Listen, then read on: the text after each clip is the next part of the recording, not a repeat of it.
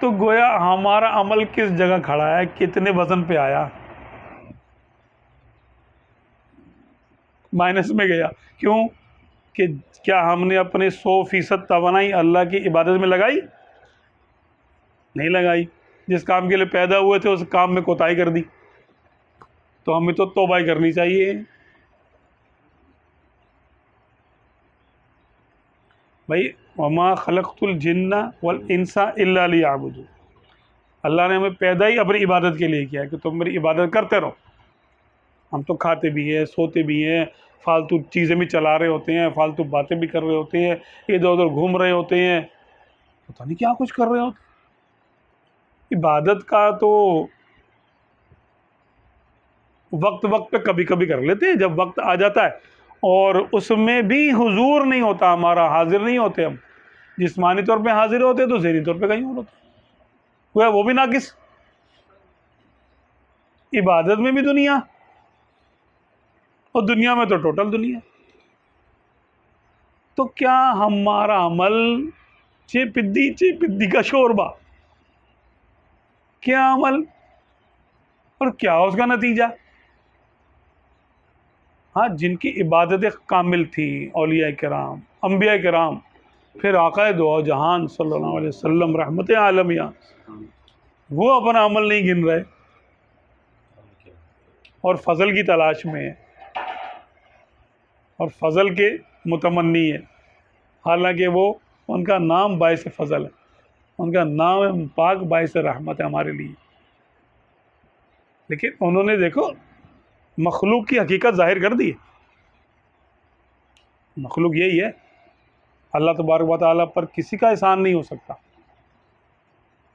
کہ وہ اپنا حق مانگنے لگے گا۔ یا اللہ تو سجدے کیے تھے میں نے، ایک مرتبہ سبحان اللہ کہا تھا، کہاں ہے میرا درخت جنت میں جو تو نے کہا؟ وہ سب فضل کے وعدے ہیں۔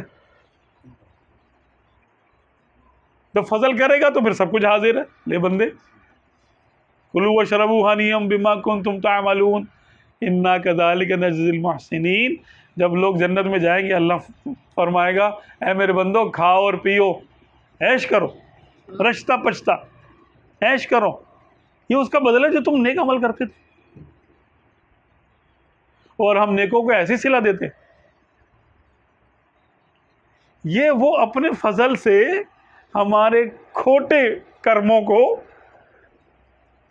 قبولیت کی مہر لگا دے گا اور اپنا فضل جاری کر دے گا۔ تم نے عمل کیا تھا نا، کیونکہ وہ ذلیل کر کے نہیں مہمان نوازی کرے گا جنت میں، حالانکہ ہم لوگ بندے اسی کے ہیں، وہ چاہے تو ہمیں ذلیل کرے، چاہے ہمیں عزت دے، ہم بندگی کے توق سے تو باہر نہیں آ سکتے، لیکن وہ کرم نواز ہے، نکتہ نواز ہے، وہ جب جنت میں میزبانی کرے گا تو عزت کے ساتھ کرے گا، اور ہمیں ہمارے ہی اعمال کا ہمیں یاد کرائے گا کہ یہ تم نے فلاں ایک عمل کیا تھا نا، اس کے بدلے میں یہ دے رہا ہوں، یہ جنت تمہارے اعمال کا بدلہ ہے۔ تو یہ نسبت مجازی ہے، یہ ایک مجازی نسبت ہے کہ تم عمل کر رہے تھے نا تو میں نے تمہیں یہ جنت عطا کر دی۔ تو مالک ہے بھائی، وہ ہر نقطہ نواز سے بڑھ کے نقطہ نواز، توفیق بھی دیتا ہے، عمل کرواتا بھی ہے، قبول بھی کرتا ہے، اور پھر کہتا ہے تم نے کیا تھا عمل۔